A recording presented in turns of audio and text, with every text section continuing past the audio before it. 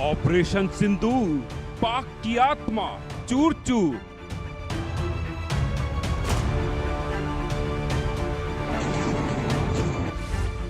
चौकी हो या एयरबेस, सबका बिगड़ा फेस।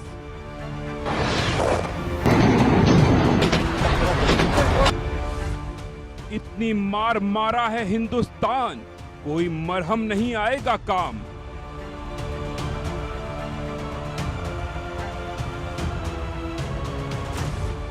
सपने में भी भारत से खौफ, युद्ध का उतर गया शौक।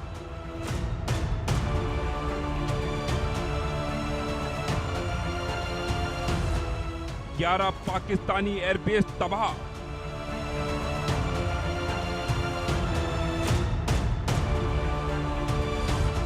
तेरह चौकियों का मिटा नामो निशान।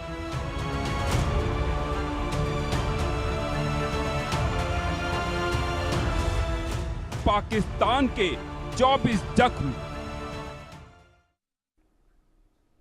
ऑपरेशन सिंदूर ने पाकिस्तान की धज्जियां उड़ाकर रख दी। पाकिस्तान के 11 एयरबेस और 13 चौकियों के परखच्चे उड़ गए। पाकिस्तान की ऐसी हालत हो गई है कि वो ना चाहते हुए भी रोजाना अपने जख्म देख रहा है। पूरा पाकिस्तान करा रहा है। कुल मिलाकर पाकिस्तान को मैसेज साफ है, अगर अब कोई हरकत हुई तो जो कुछ भी बचा कुचा है वो मिट्टी में मिल जाएगा। तो हम लगातार आपको 11 एयरबेस की जानकारी भी आपको सामने रख सकते हैं जो मेरे साथ इस वक्त आप देख रहे हैं स्क्रीन पर। इसमें सबसे ऊपर जो कि पाक ऑक्युपाइड जम्मू कश्मीर, वहां पर स्कार्दू एयरबेस है। उसके ठीक बगल में उतरते हैं मुरीद एयरबेस है। मुरीद के नूर खान एयरबेस जो जिसके बारे में सबसे ज्यादा बात हो रही है, सियालकोट एयरबेस, फिर पसरूर एयरबेस, फिर चूनिया एयरबेस, फिर रफीकी एयरबेस, सरगोदा एयरबेस जिसको कि मुशाफ एयरबेस भी कहते हैं, जिसके 20 किलोमीटर दूर वो किराना हिल्स हैं जहां पर न्यूक्लियर स्पिलेज की बात सामने आई है, सुकरूर एयरबेस, इसके बाद जैकोबाबाद एयरबेस और भोलारी एयरबेस जो कि सिंध में है, और सबसे नया पाकिस्तानी आर्मी का ये एयरबेस है। ये 11 एयरबेस भारत ने जीरो इन करके पिन पॉइंट स्ट्राइक से धुआं धुआं कर दिए। हमारे सहयोगी अजय जांड्याल इस वक्त हमारे साथ जम्मू से लाइव जुड़े हुए हैं। आशिक मीर भी हमारे साथ जल्दी जुड़ेंगे। अजय जांड्याल, 11 एयरबेस को तबाह कर देना, लेकिन पाकिस्तान की भाषा अब भी ऐसी है जैसे जंग में उसने बहुत बड़ी फतेह हासिल कर ली हो। देखिए राजीव, कहते हैं empty vessel make much noise, वो हिसाब पाकिस्तान का है।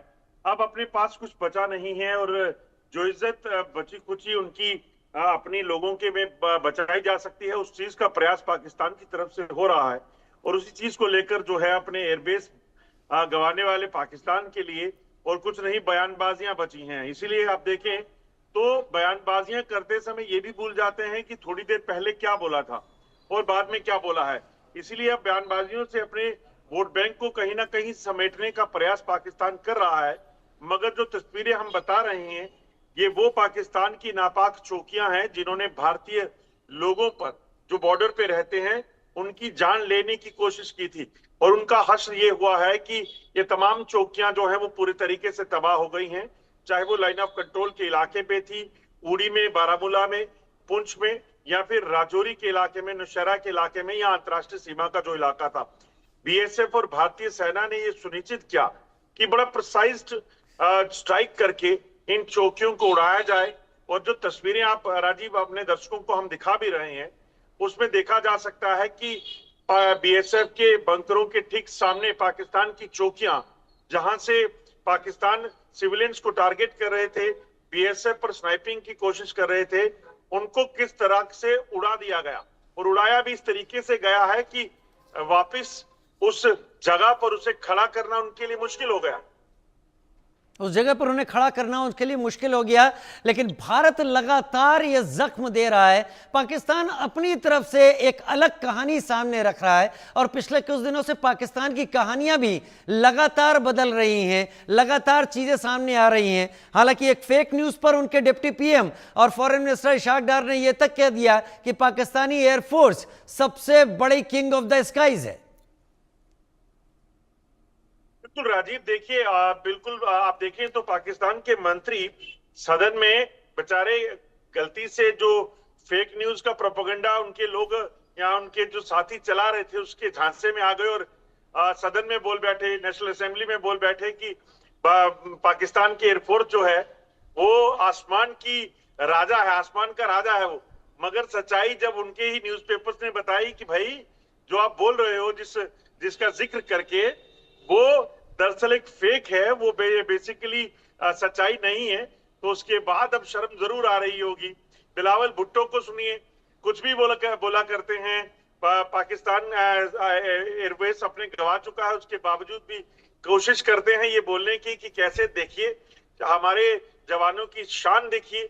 और अभी थोड़ी देर पहले पता चला है कि पाकिस्तान के प्रधानमंत्री जो हैं वो भी इसी तरह की फेक न्यूज के प्रोपेगेंडा में कहीं फंस गए हैं और इसी तरह से बयानबाजियां दे बैठे हैं। मगर सच्चाई पाकिस्तान ज्यादा बेहतर तरीके से जानता है कि किस तरीके से पाकिस्तान की इस पर बर्बरता हुई है, किस तरीके से पाकिस्तान के लोगों की किरकिरी हुई है और खासतौर पे पाकिस्तानी सेना की, जो अपने आप को सबसे समर्थ कहती थी, F-16 और J-17 जहाजों के साथ चीन से लेकर अमेरिका के जहाज लेकर बैठे थे। मगर जब एयर स्ट्राइक हुई तो उन्हें पता ही नहीं चला कि कब उनके जो एसेट्स हैं, एसेट्स में इसलिए कर रहा हूं क्यों आतंकवादी जो हैं उनको पाकिस्तानी सेना पालती है, और उनके 9 ठिकाने धराशायी हो गए और उनको घर में जाकर उनके हेडक्वार्टर्स जहां पर परिंदा पर नहीं मारता था वहां पर भारतीय वायुसेना की स्ट्राइक से उनको तबाह कर दिया था। और उसके बाद जब पाकिस्तान ने भारतीय क्षेत्र में घुसने की कोशिश की, उनकी मिसाइलों को यहां डिस्ट्रॉय किया गया, उनके ड्रोन अटैक जो है वो नाकाम किए गए और भारतीय वायुसेना ने जब वापस स्ट्राइक की तो 11 एयरबेस जो है वो तबाह कर दिए गए।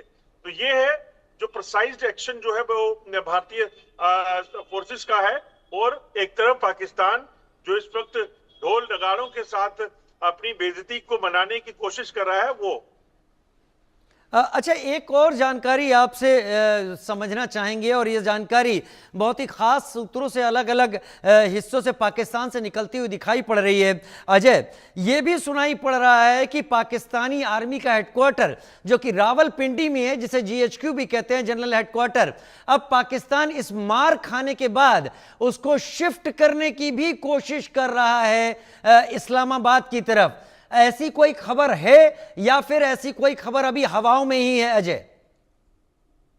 देखिए, अब हालांकि इसकी कोई पुष्टि अभी तक नहीं की गई है राजीव, मगर जो जानकारियां मिल रही हैं इसमें सच्चाई है कि पाकिस्तान में जो एयर स्ट्राइक हुई है, पाकिस्तान में जो भारतीय वायुसेना का एक्शन हुआ है, उसके बाद पाकिस्तानी सेना सबसे ज्यादा चिंता में है। क्योंकि आपको पता है कि हेडक्वार्टर में जनरल्स बैठते हैं और पाकिस्तान के जनरल सबसे ज्यादा डरपोक हैं।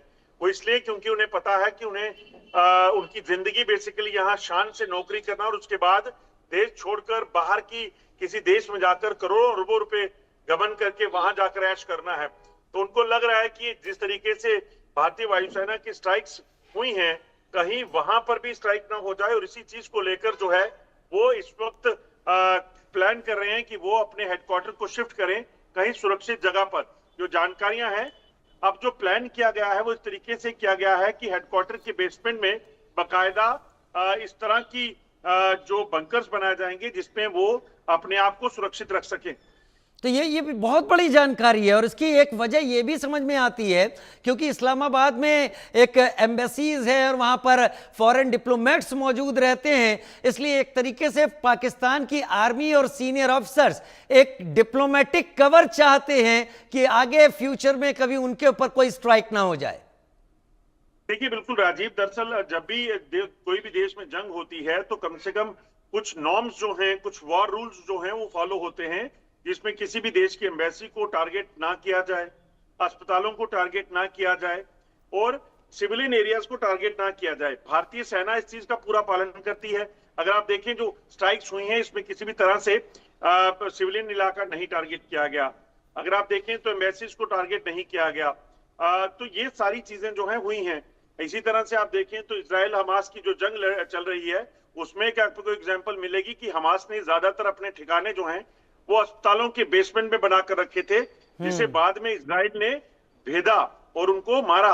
उनके कई लीडर जो है उसमें मारे गए। तो ये वजह है क्योंकि जब ऐसा करेंगे तो अपने आप को बचाने की कोशिश करेंगे और पाकिस्तान इसीलिए शायद इस्लामाबाद में अपने हेडक्वार्टर को शिफ्ट करना चाहता है ताकि किसी भी तरीके से अपना सर्वाइवल जो है वो कर सके। वो वहां पर कभी अगर अटैक हो, भारत करे या कोई भी करे, उससे ठीक है। बचाया, अपने आप को बचाया जा सके, जनरल्स बच सके। बहुत शुक्रिया अजय जांड्याल इस जानकारी के साथ हमारे साथ जुड़ने के लिए आपका। उधर बड़ी खबर का रुख कर लेते हैं। पश्चिम बंगाल से आ